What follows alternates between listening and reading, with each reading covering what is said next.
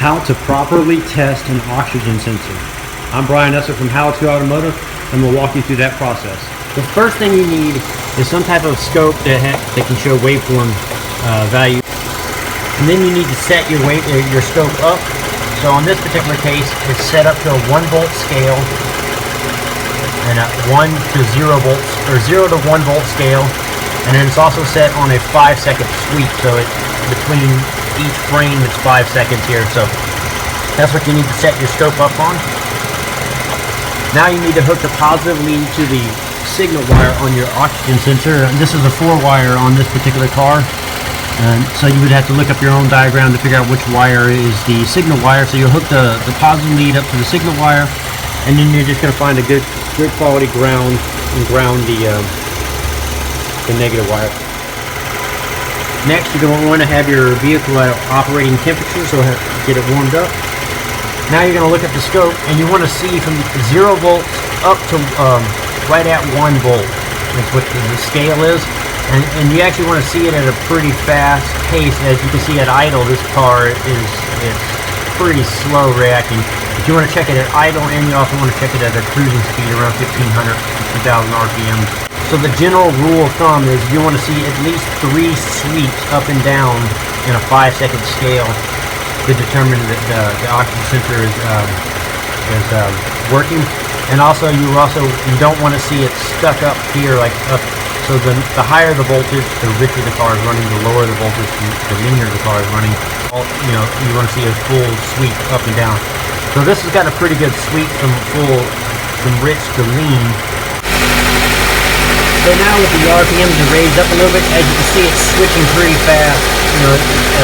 From lean to rich, lean to rich, lean to rich, which is a good indication that this oxygen sensor is working pretty good.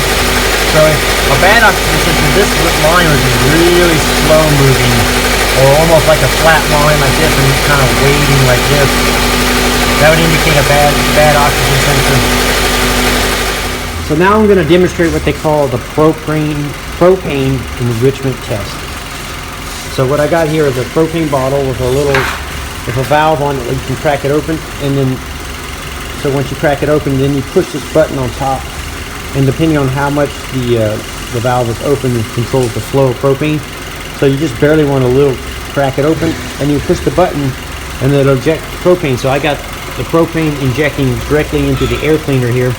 So it's going to suck the propane into the engine and make the car run rich, is what we're trying to make it do. So when you do this, if you have it open too much, it'll actually make the car stall. So you're going to make the car run rich, and then you're going to check the reading on the scope, and you should see it go full up like that and stay up there for a while until it burns off all that extra fuel that you added. And now, as you can see, you also want to see it drop back down to like you see right here. Now in the test, what you want to do is, as you add the propane like this, and the car runs full rich, you can turn it off. Now as it starts to drop back down, you snap the throttle, and you want to see a spike of voltage. So I just gave the car a big shot of propane, and now it's running full rich. I'm going to wait for it to drop down, and once it starts to drop, I'm going to snap the throttle. Now as soon as it drops down, I'm going to snap the throttle.